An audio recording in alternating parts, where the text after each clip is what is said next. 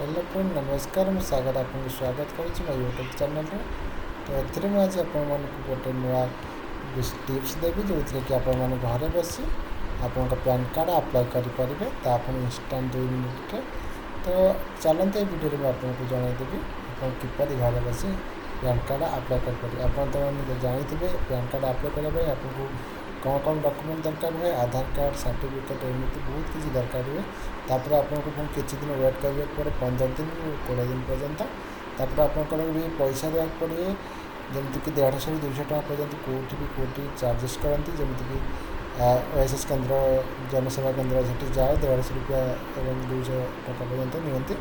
तो मुझे जो पैन कार्ड बर्तमान कहूँ बिल्कुल मागणार आप घरे बसी निज मोबाइल कि लैपटॉप द्वारा आप अप्लाई करेंगे।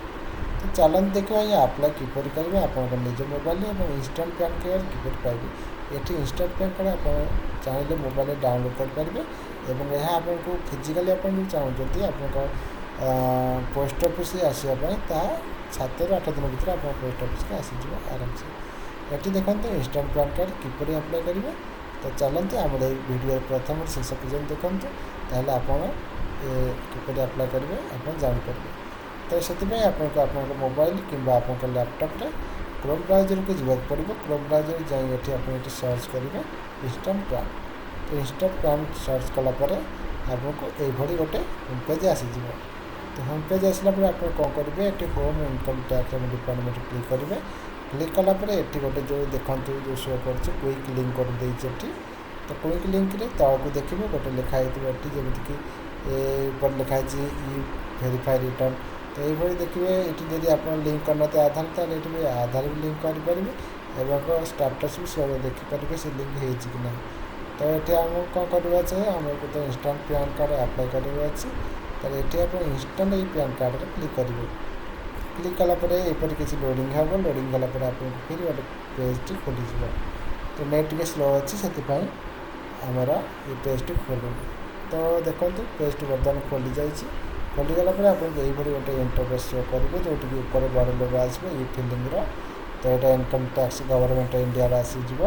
तो आसला आप कौन करेंगे आप स्क्रॉल डाउन करेंगे तौक तौक।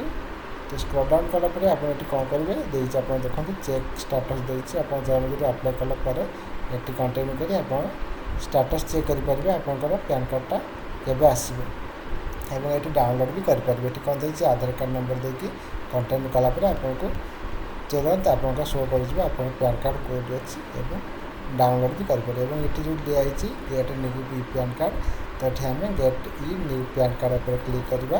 क्लिक कलापर यहपर गोटे इंटरफेस आसीज। तो ये पेज आप कौन करेंगे ये देखते लिखा जापर जमी लिखाई एंटर आधार नंबर ये आप कौन करेंगे आप जो 12 डिजिट गोटे आधार नंबर रही है फिलअप करेंगे।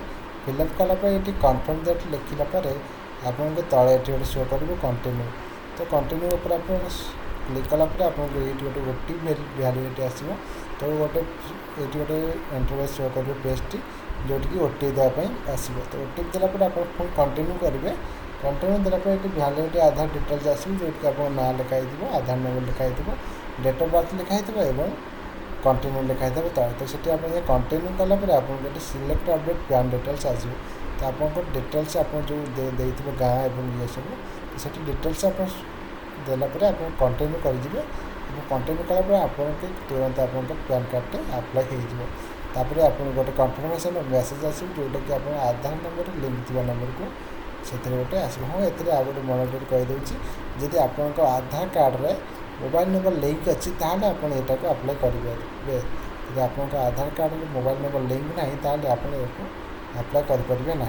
यह बिल्कुल फ्री रहे ये कौन भी चार्जेस लगेनि जमीक आप सेवा केन्द्र जाकि ये जाकि आप अप्लाई करते आप 100 ରୁ 150 टका 200 टका आपको नहीं जाए। तो ये किसी चार्जेस लगे ना। तो वीडियो केमती लगे आप कमेंट सेक्शन में मत कमेंट करूँ और नुआ नुआ वीडियो देखापी आप वीडियो को लाइक और सब्सक्राइब कर दिंतु। जय हिंद। तो